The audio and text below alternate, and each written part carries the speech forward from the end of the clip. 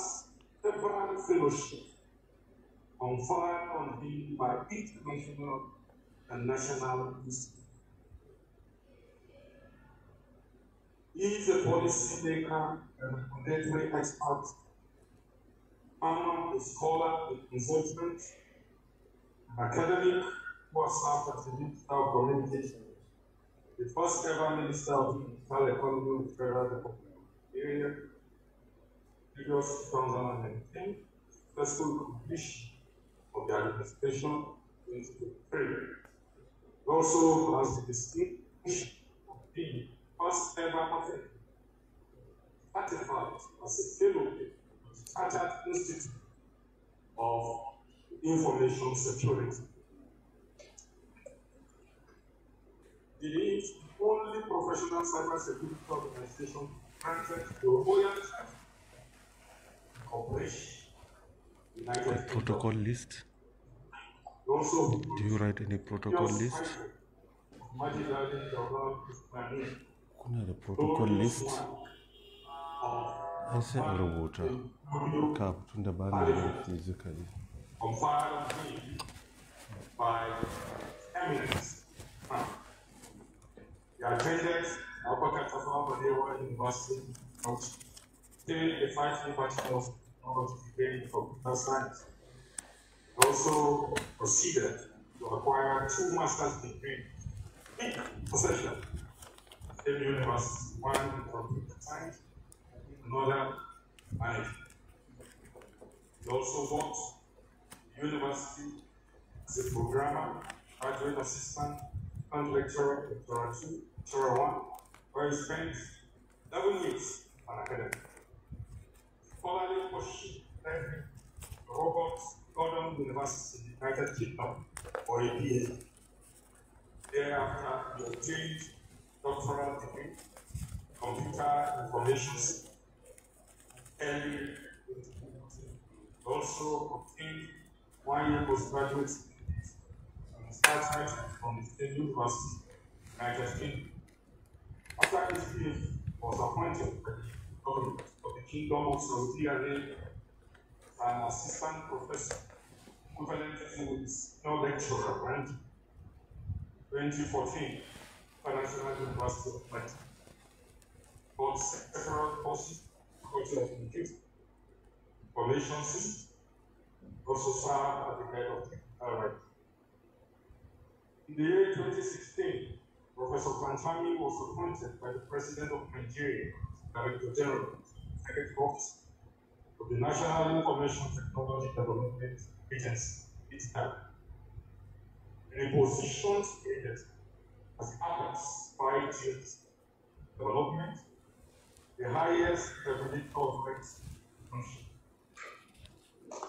As the CEO of the Federal Parastatal Development Regulatory Instrument, Professor Pantami also established an intervention for over 200 and awarded second postgraduate scholarship students studying emerging technology.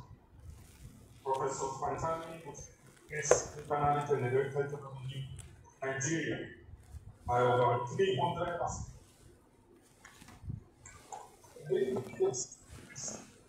Over 100 national and international awards. As an academic, as Director General of the Research, continued his academic activity at the National Open University of Nigeria, the Massachusetts Technology University, as Stanford, partnered with several other universities. Developed ICT law. Also established several as the CEO of the furthermore, in the year 2019, Professor Pantami was appointed Minister of Communication and the first ever Minister of Digital Economy of Nigeria. As a candidate minister for the State National Policy on President record, also to precise gross domestic product, 44, that singular city, metropolitan aspect ruins years in the year 2022, based on the independent assessment of KPMG as United Kingdom, collaboration with Office of Government Relations. Professor Pantani was lodged as the best expert very important. As he and his team thought and operate on the president of state, all the 8 relevant things in him as much of independence has been found that he increased revenue made for government by 500 points. While also reducing prices of and development by us. In 4 years of the tenure minister, trying and to the record breaking, progress. Those who are starting because and some gathering. Professor Retired was through the international as the chairman of the speak on the information science 2021. As the chairman, steering council of more than 100 global standard companies. What is life like that? Amongst all countries, he was the chairperson. Every recorded home entered as successful stories, very and others in the field. Responsibility, thanks, in to development and human rights, represented as duty and also as minister. But in 2020,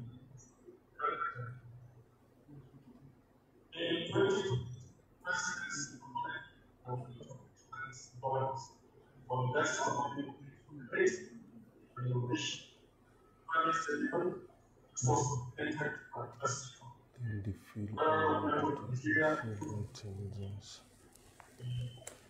Commander of the order, President Tanzania is classical because of army science, the zero of that. On the board of trustees, police trust, on the governing council of Korean University. This was blind office of members. Several parts joined us and attended about 190 among others. Also served as consultants to Kenya and Gombe. He is the recipient of his honorary doctoral degree from the Stanford University at was also by the federal other texts from fellowship both by the federal government and also related to all of the United Nations, order and enlightenment while marxism really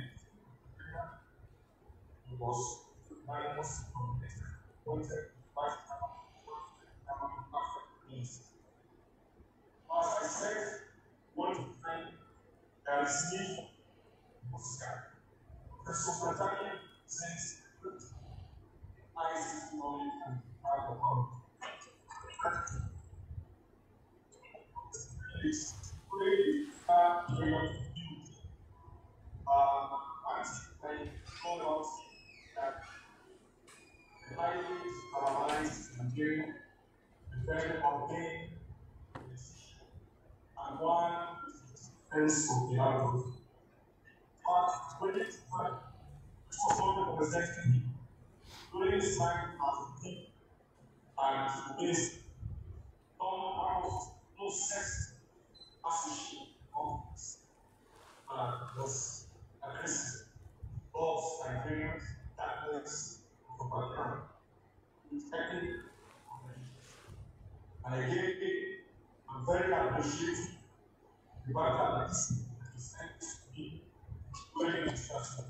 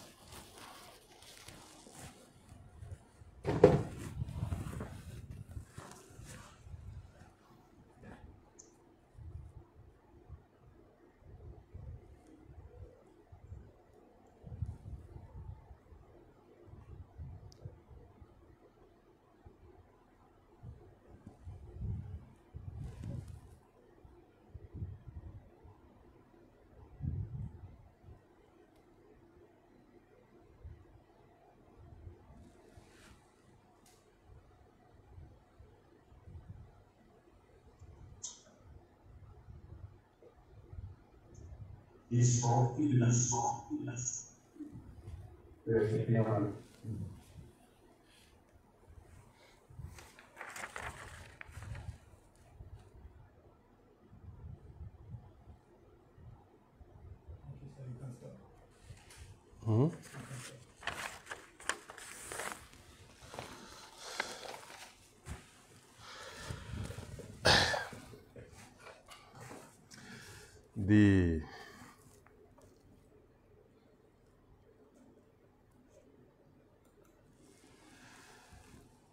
The Vice Chancellor of Gombe State University, Professor Sani Ahmad Yauta,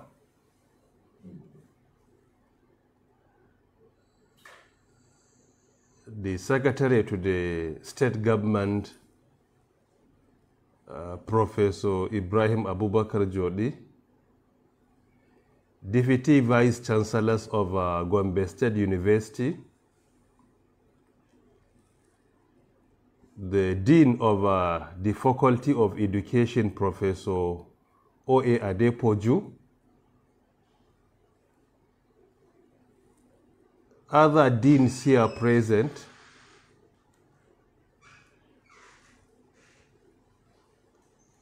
the other two lead paper presenters here present either physically or virtually. Permit me also to recognize the registrar of the university,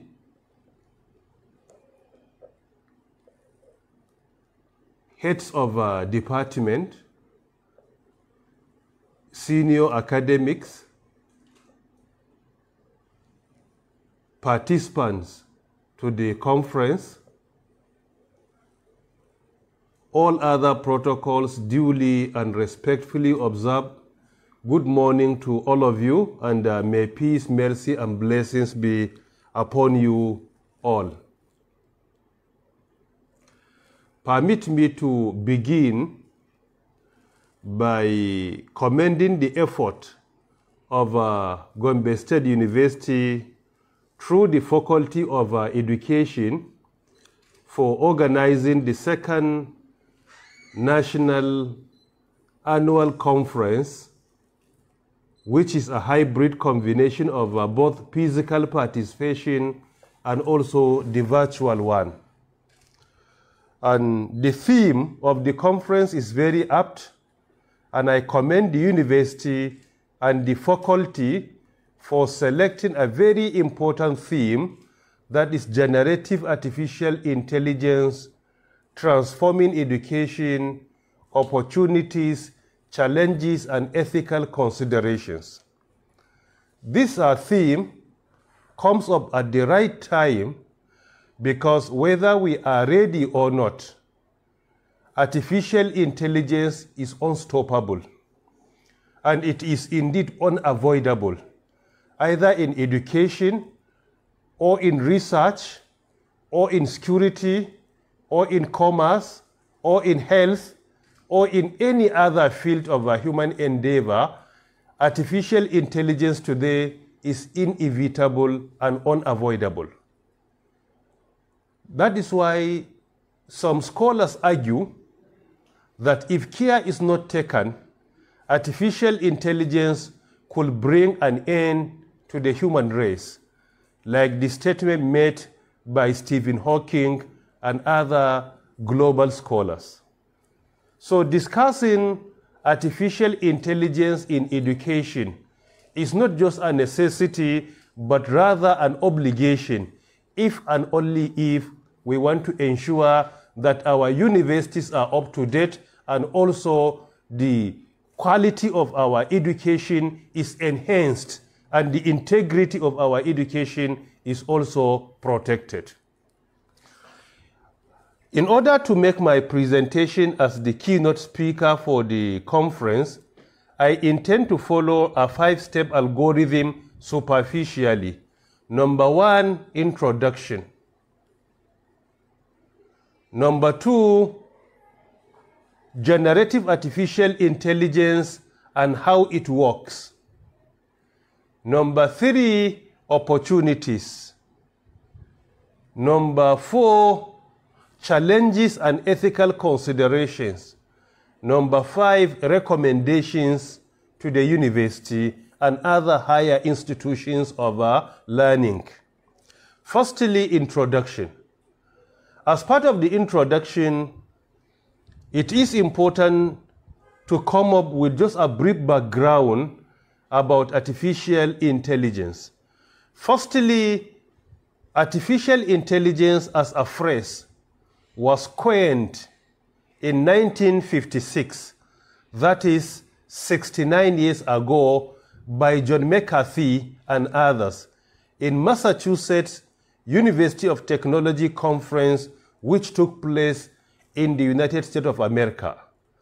So the phrase artificial intelligence was coined 69 years ago. However, the technology itself is a product of a fourth industrial revolution, which commenced around 2001, 24 years ago. However, the generative artificial intelligence, attaching the word generative to AI, was coined formally in 2001. That is the beginning of the Industry 4.0. That is generative artificial intelligence. So it was coined 24 years ago. However, it becomes very popular only 3 years ago, around 2022, with the invention and deployment of ChatGPT. In 2022, ChatGPT makes generative AI to become more popular globally because ChatGPT is part and parcel of generative artificial intelligence. In addition, one of the most important arguments to address, even superficially, is whether AI will replace humans or not. In real sense, AI won't replace humans, but it can only replace humans who fail to learn AI. Alternatively, we can argue that AI will not replace humans and it cannot replace humans. But humans who learn AI, humans who become experts in AI will replace humans who fail to become experts in AI. By implication, humans who learn the application of AI in their field of endeavor are going to replace humans who fail to learn AI and its application in their field of endeavor. So by implication, AI in itself cannot replace humans, but other people who learn AI and master AI and its application in their field of endeavor are going to replace those who fail to learn AI and its application in their field of endeavor. This point is very important. Furthermore, AI has not been developed purposely in order to replace you and I, but rather to complement and make our work easier. That is the wisdom behind the invention and the development of AI that we are witnessing today. As a result of that, if you look at all the major branches of AI, you will discover that they are not completely replacing humans, but they are substituting, or sometimes they are complementing your effort by increasing precision, accuracy, saving time, energy, cost, among many others. Some of the major branches of AI, like computer vision, like fuzzy logic, like expert system, machine learning, deep learning, natural language processing, among others, you will discover that they are making our work much, much easier rather than replacing humans completely. However, in some places you will discover that AI is performing the work that we are supposed to perform. Like this year in September, to be specific, on 12th of September 2025, something happened in Albania. The Prime Minister of Albania, by name Edi Rama, appointed an AI-generated system as the Minister of Artificial Intelligence of Albania. So, in just last 2 months, AI was appointed as a Minister of Artificial Intelligence in Albania. And they named the AI as Diela. So they say it's a female AI by name Diela. And initially, that AI was appointed as a virtual assistant in January 2025. But after 8 to 9 months, looking at the performance of its work, the Prime Minister elevated that AI-generated system from the position of a virtual assistant to the position of a cabinet minister in charge of a artificial intelligence ministry. And the major responsibility of that AI-generated system as a minister, a female minister, the major responsibility was to be in charge of public procurement, because there were many allegations of corrupt practices in the process of public procurement, from technical evaluation, financial evaluation, in fact, including the submission of tender, evaluation of tender, among many others. In order to minimize corruption and corrupt practices, AI was appointed, and that AI was developed by the National Agency of Information System in that country. So it was built locally, and it has been appointed as a cabinet minister. And Albania happens to be the first country in the world to appoint artificial intelligence system as a cabinet minister. And that AI Diela addressed the cabinet on the 18th September 2025, just around 2 months ago, addressed the cabinet by saying, I have been appointed as a minister of artificial intelligence, but I am not here to replace you, but rather to assist you in delivering and discharging your own responsibility. So the AI attended the first cabinet on the 18th of September 2025. However, what is important to realize here, firstly, that AI did not develop itself. It was developed by humans. Secondly, the AI doesn't operate itself. It requires other experts to operate it. So this is the implication of what I earlier stated, that AI cannot replace humans, but it can only replace those, or rather, those who become experts in AI and its application in their area are going to replace those who fail to learn AI and to master the application of AI in their own field of endeavor.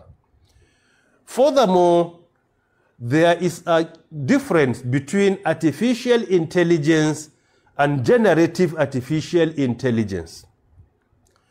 By adding generative as an adjective to artificial intelligence, it will change the actual definition.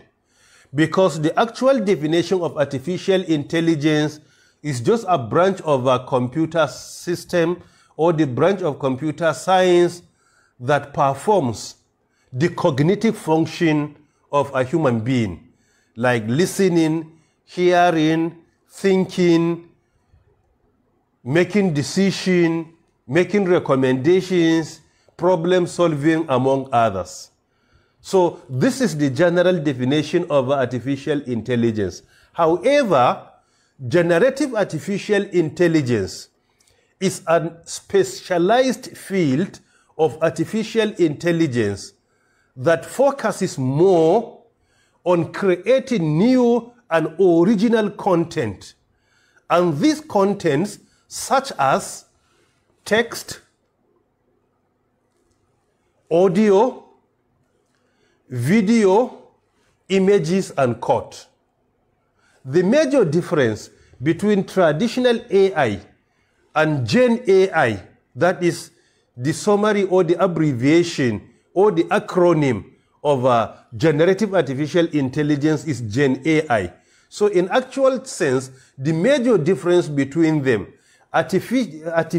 traditional artificial intelligence is only performing the cognitive functions of a human being without coming up with a new content and an original content, but rather it utilizes the database at its disposal to only generate content, but that content could not be a new one.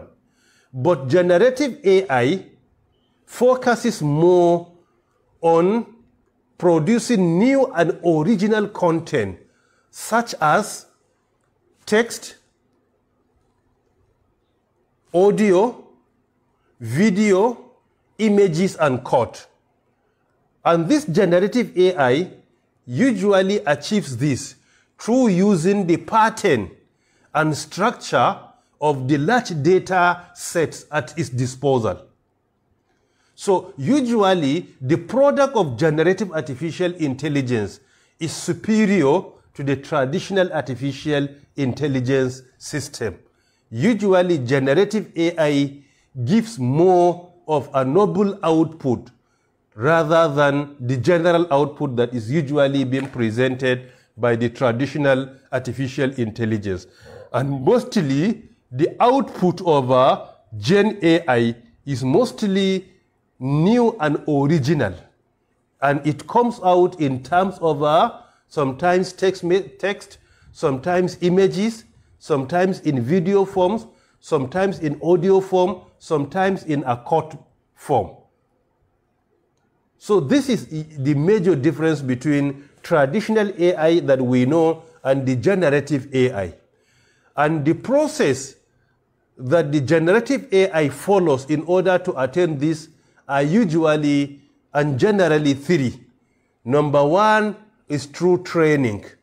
Number two, generation. Number three, deployment of key architecture. Training, generative AI partakes in training where it follows the massive data sets available in order to train itself on how to produce something new. Then the second stage is about generation. AI follows that method of training and generate new content like image, video, audio, text, and code. And finally, the key architecture. There are different key architectures being deployed, like JAN or NLL, among other models that generative AI follows in order to provide a new and original content. This takes us to the next stage of our discussion because of time constraint. That is the opportunities we have in AI. Artificial intelligence, particularly generative AI, comes up with so many benefits to humans. These benefits and opportunities are in education and they are in other fields. For example, when it comes to job creation, according to the World Economic Forum,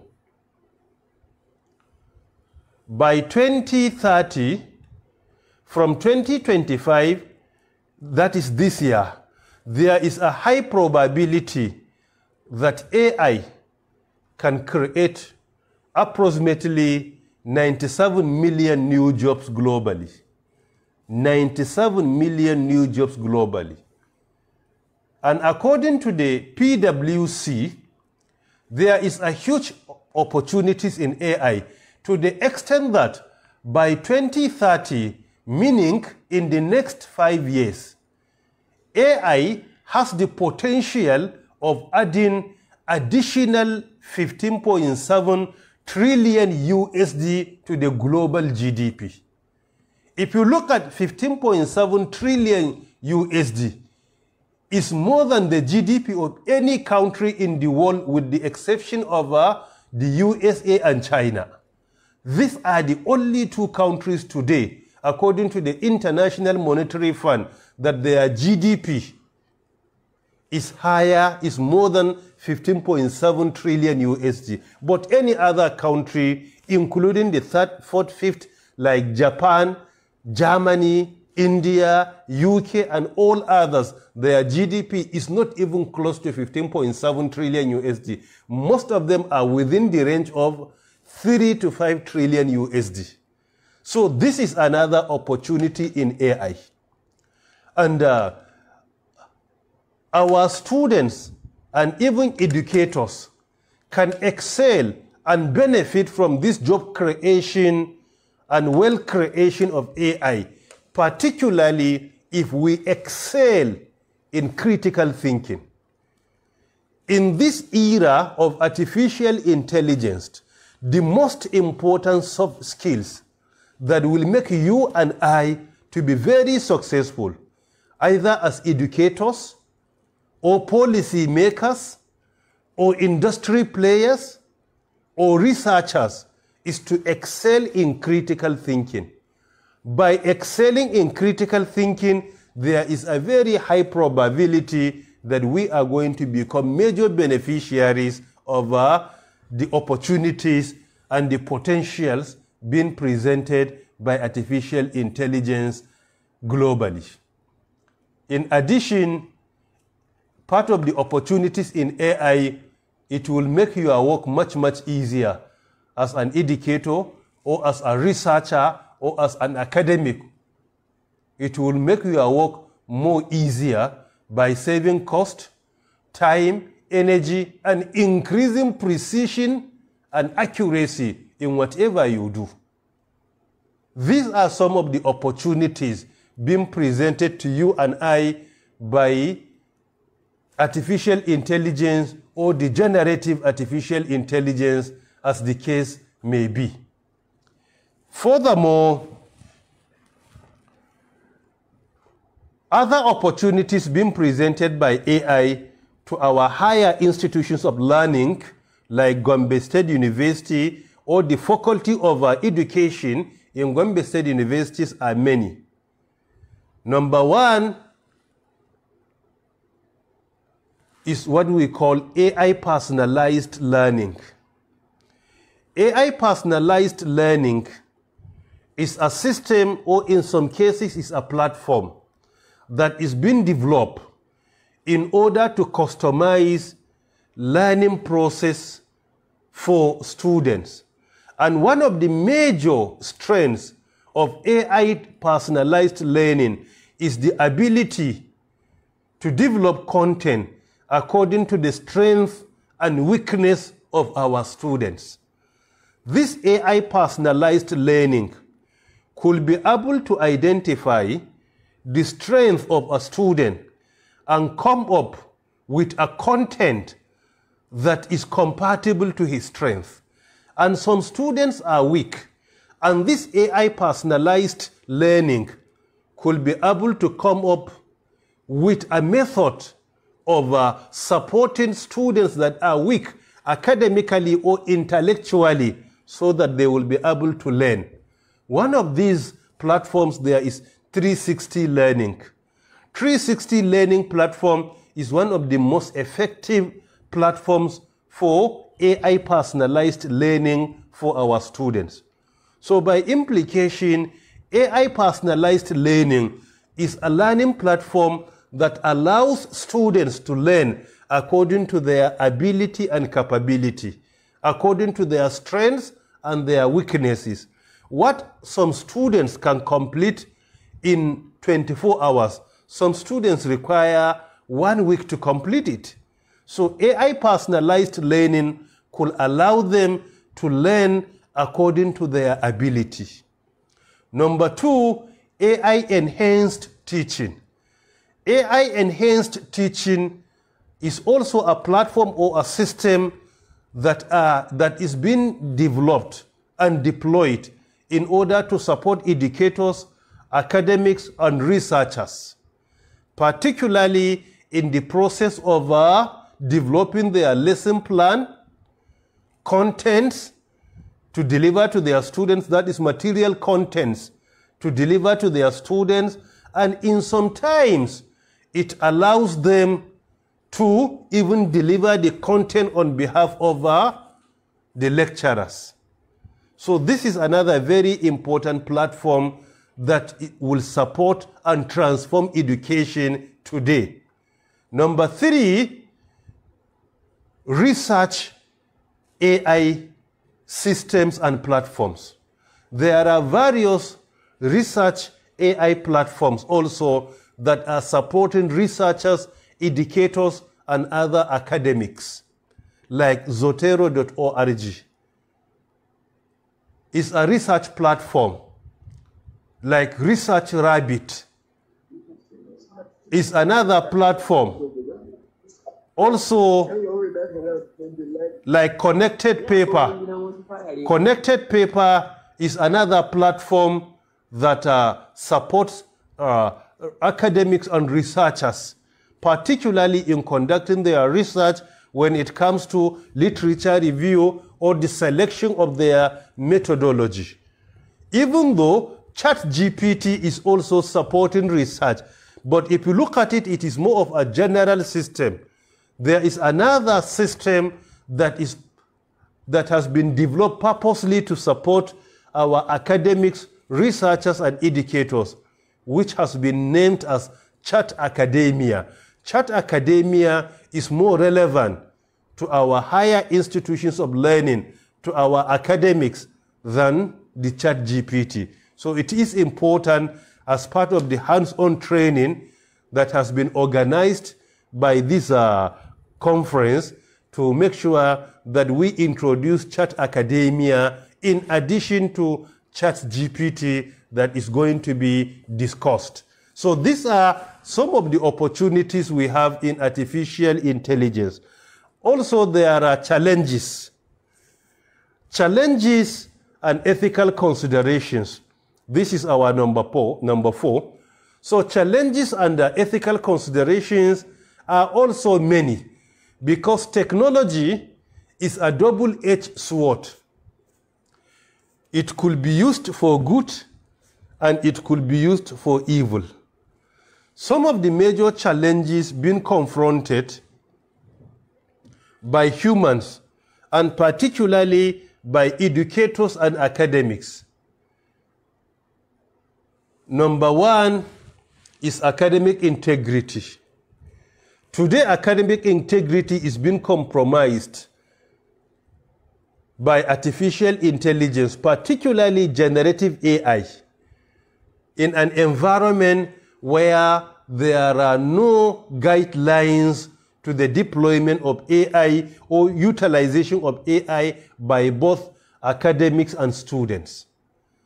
Today with AI, a student within 5 minutes can be able to generate his assignment or homework, or he can submit his own term paper within 5 to 10 minutes using the various AI platforms we earlier mentioned. So in this situation, it could be difficult for a lecturer to evaluate students that partake in research independently without utilizing AI, and those who use AI and customize the content of AI and submit their own term paper or thesis or dissertation or homework or any responsibility given to students. So academic integrity is number one, because some will go and spend their time and partake in research personally and independently and perform their work, while others are going to utilize generative AI and perform their academic work. And today, there is lack of platforms in our higher institutions of learning where we can technically and technologically evaluate submissions that have been done independently and those who utilized generative AI significantly to submit. So academic integrity is our number one challenge. Number two, data privacy and data security. Data privacy and data security are two major challenges.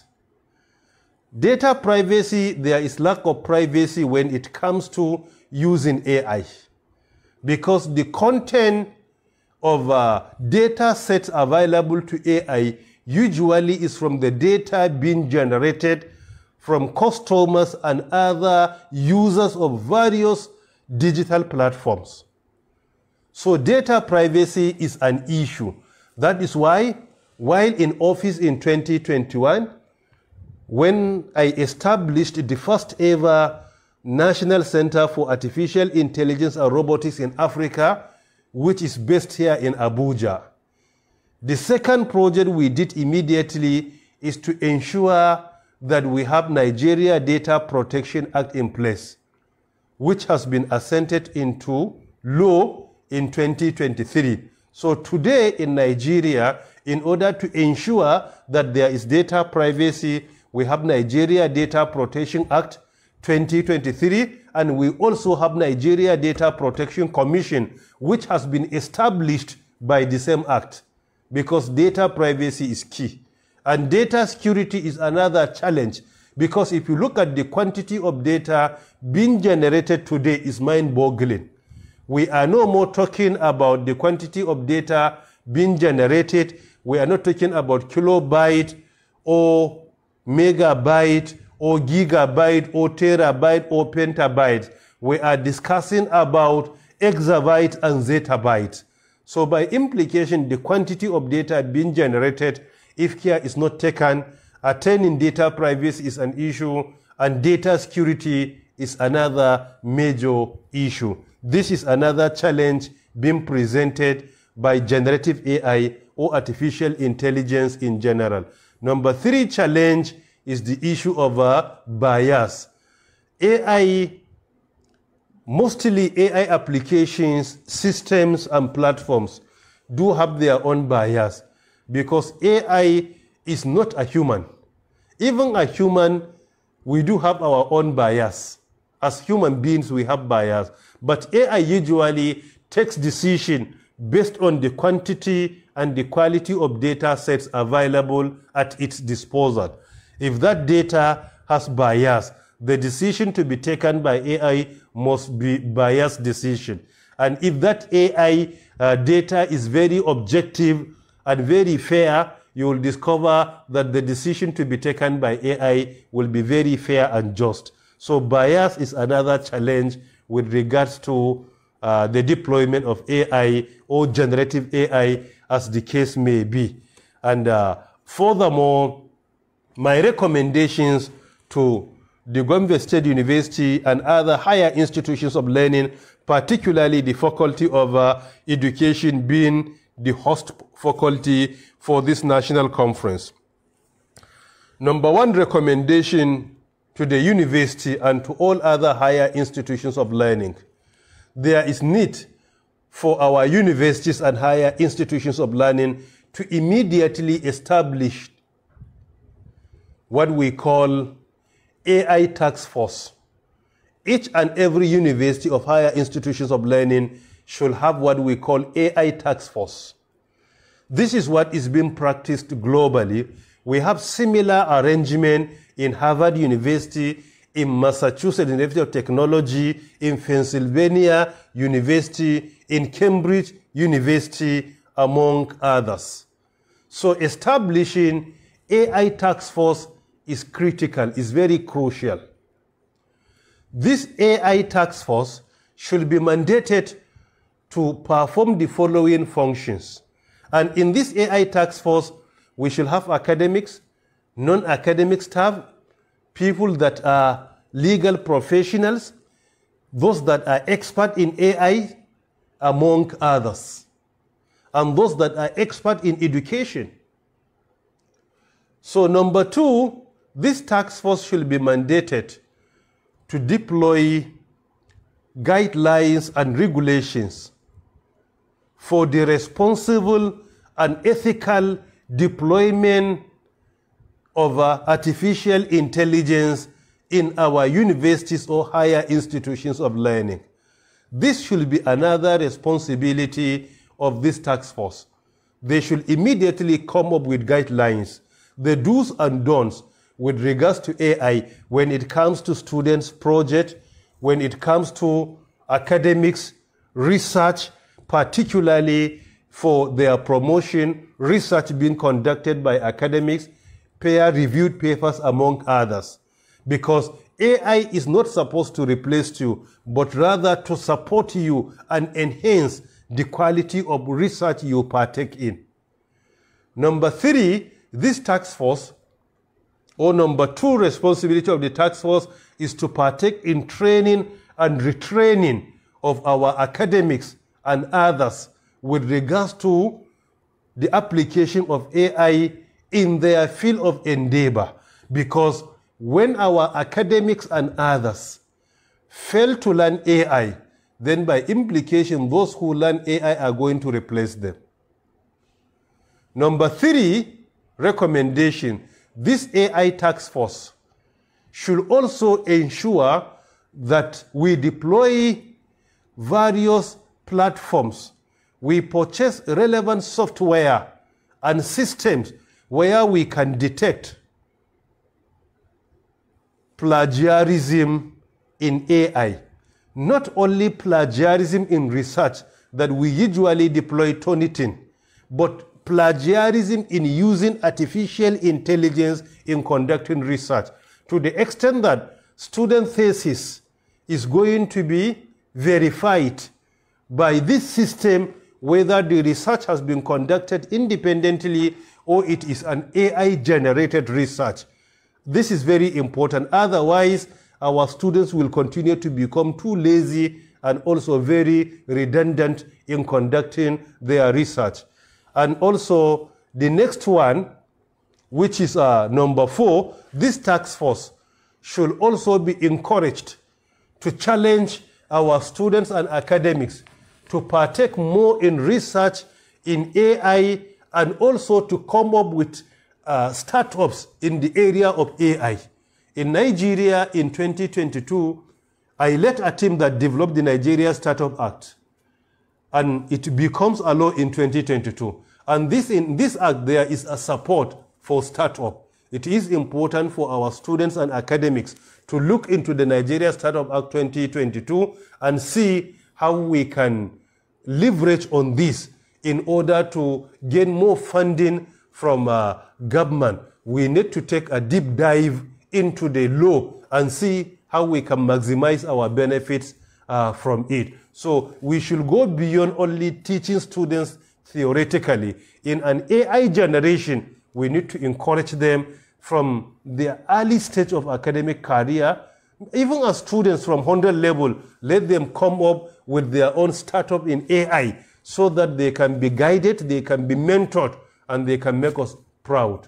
And number 5 recommendation is the fact that our institutions of learning need to invest more in AI research, AI innovation. And I know it's beyond the academics only or the universities. I encourage our states, our state governments in Gombe and all other places, our federal government at the federal level, in the entire continent of Africa, that we need to give more support to our higher institutions of learning, particularly when it comes to AI, because if we fail to do that, absolutely our higher institutions of learning are going to become obsolete in the next few years.